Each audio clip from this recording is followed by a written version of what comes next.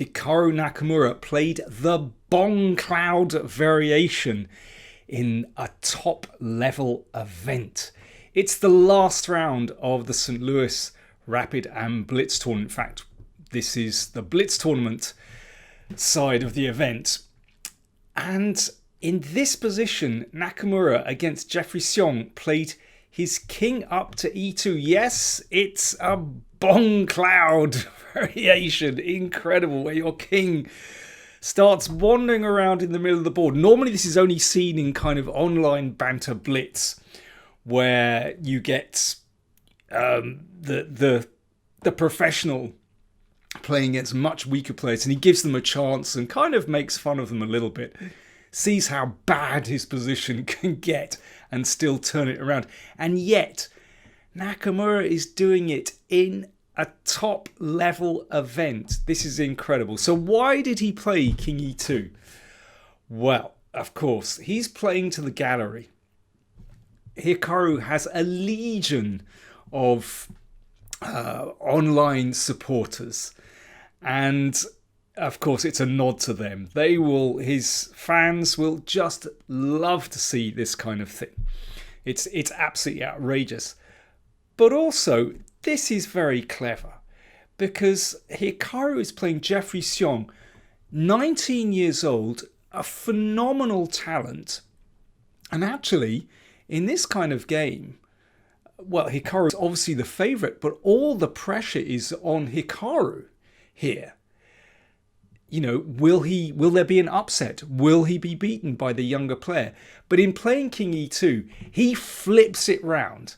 Now, all the pressure is on Jeffrey Xiong, because if Jeffrey can't beat Hikaru after playing a move like King E2, well, so that's the situation. I should also add that Hikaru at this moment in the overall standings was clear third, couldn't be caught by anyone, and also had no chance of catching Carlsen or So either. So, in fact, for Hikaru, apart from personal pride, there's actually not much at stake for him in this game. So, without further ado, let's see what happened. Well, Jeffrey reacts in a very sensible way, challenging in the centre. If the centre opens, that king is in desperate trouble. So it looks like a kind of reversed Philidor, where this king has just played up to e2. Very strange. b6, well, not a bad idea. That bishop might be able to come out to a6 to hassle the king. Queen c2, but it goes to b7. I think that's a good choice. And Jeffrey decides to play queenside castle. So now we have a bizarre situation where basically Hikaru is playing no castling chess, and Jeffrey Xiong is playing normal rules of chess. And it's just dreadful having this king in the middle. It just limits white's scope completely. But Hikaru has set up on the queen side quite strongly. At least that prevents, bishop coming here, for example. But it is, of course, still just a dreadful position for white. I mean, you can't really contemplate playing b5 and winning this pawn, because it'll just open up the e-file. Bishop b2, g6. I think Jeffrey playing perfectly at this moment. I think that the trick against this kind of system is just to play normally and sensibly, just bringing out your pieces. Bishop h6, excellent move. That is extremely unpleasant for white. Hikaru nudges the king back. It's not going to help him castle, but at least he can bring out the bishop to e2. Rook d1. Yep, there's pressure already on the d-file. Rook e8. Very sensible by Jeffrey. All looking good so far. Knight h5. Yeah, great move. The knight wants to come in here. And of course, you're ready to play f5 to rip open the center. b5. So Hikaru decides, has to react. Has to do something, otherwise he's just going to get chopped up in the middle. So b5, knight a5, and c4. Okay, well, this forces a decision. Xiong has to do something about the pawn on d5 at some moments. First of all, he flicks in knight f4, and the idea of taking here. So, well, that's an ignominious retreat, bishop f1. So now, okay, have to do something about the pawn. Pawn takes pawn on c4, pawn takes pawn, and f5. The position starts to open in the middle. You can see there's pressure here and pressure on e4. And, well, at this moment, Hikaru looks as though he is utterly lost. He is utterly lost in this position. Okay, he shook things up a little bit with c5. Pawn takes pawn on e4. Now, of course, if that's taken, then black will just exchange everything on d1 and then take that knight on e4. So that's impossible. So Hikaru staggered on with c6. Okay, so he's fighting back. So that means, well, the most sensible thing to do is just to give up a piece. So now, well, if we take the body count, we can see Xiong has 3 pawns for a piece. So in fact, materially, he's actually isn't anything down here. But he's maintaining his strong attacking position. That still can't be taken because of this exchange here, for example, or taking on e4 straight away. So knight takes e5. Okay, a little bit tricky, attacking the queen and attacking the bishop. But, of course, black is in control here. Knight d3 check. Black is beautifully centralized. Look at those rooks working well together. Hikaru's rooks split. Don't have a chance of connecting because white cannot castle. Bishop takes knight. Pawn takes, and now the pawn attacks the queen. The knight is pinned. That's crucial. So obviously, queen takes queen. You can just play queen takes, you win a queen. So queen c4. So Xiong is a piece down, but he's got, what's the score? It's 3 pawns for the piece. And still an absolutely crushing position. Queen h3 is a good move here with the idea of taking here. But Xiong played the pragmatic bishop b7, tucking the bishop out of the way. The pin is maintained. The king can't step out here because there's queen h3 check. Well, how on earth is white going to get out of this? It seems completely hopeless. Nakamura played queen h4. Well, that at least prevents queen h3, which, as we've seen, could be annoying. Now here, maybe you'd like to have a little think. What would you play if you had the black pieces? You've got a split second to make a move. Remember, it's a blitz game. Well, the best move here is to play the queen out to b5. Now, this involves a little bit of calculation. It hits the bishop and hits the knight as well. You'd have to calculate this. Queen takes, and now queen takes bishop. And after this, well, there's a few good moves, but the clearest is just to blast a path through to the king.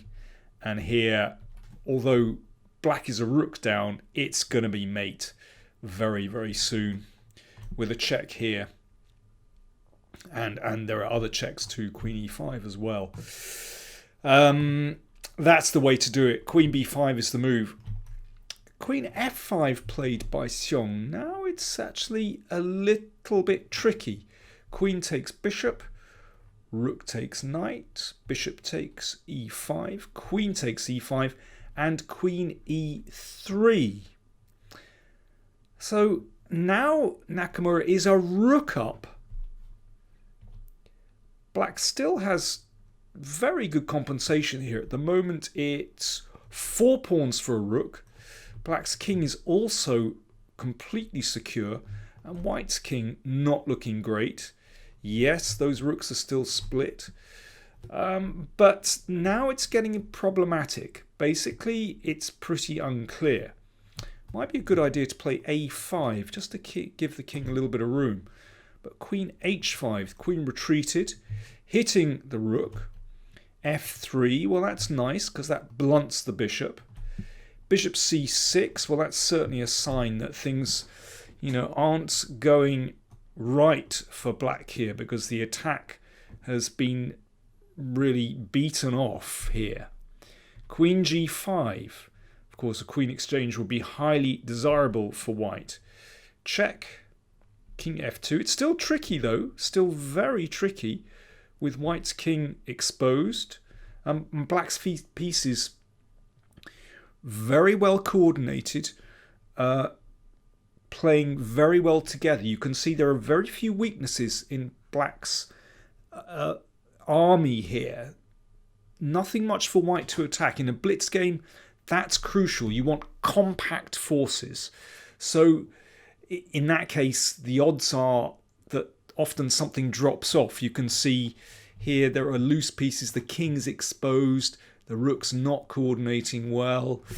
So even though white is a rook up, in a blitz game, this is not simple. Rook e1. Okay, that's a good move because the rook activates. Rook f8. Some pressure here. King g1.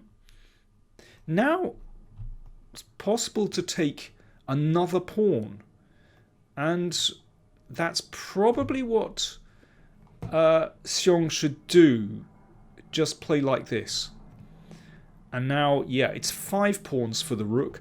I think the thing is, once you get rid of that knight, then this pawn isn't so well blockaded, so black certainly has compensation there. Not easy, in spite of the extra rook. But Xiong played rook f5. I can understand why he didn't want to simplify. But now, well, this is a problem. Queen e7, excellent move from Nakamura. Wanting to trade queens. So now queen d8 check, king b7, queen takes d3. Snaps off that important pawn. And there is no doubt that the needle has swung in the direction of white here.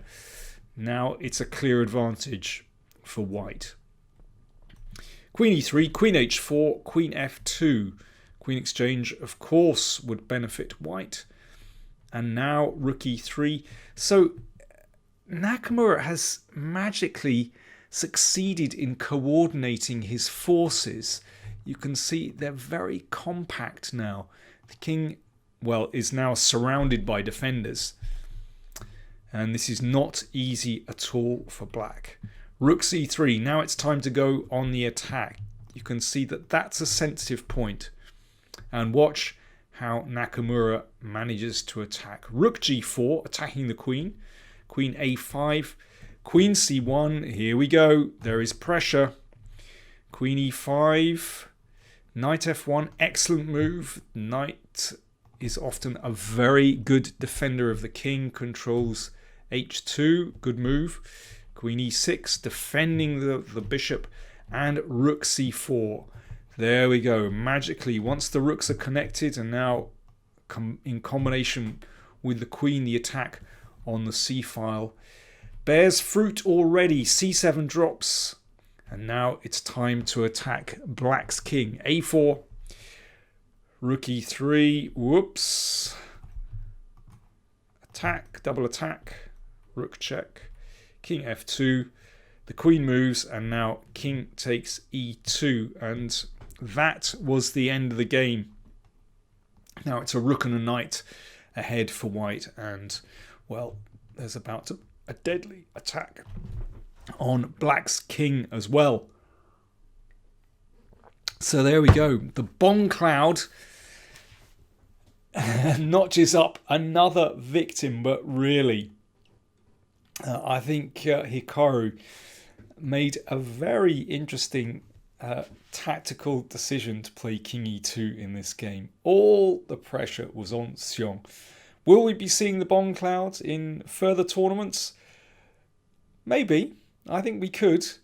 After the tournament was over, Carlsen said if he'd faced this, he probably would have played king e7. That would throw the pressure back.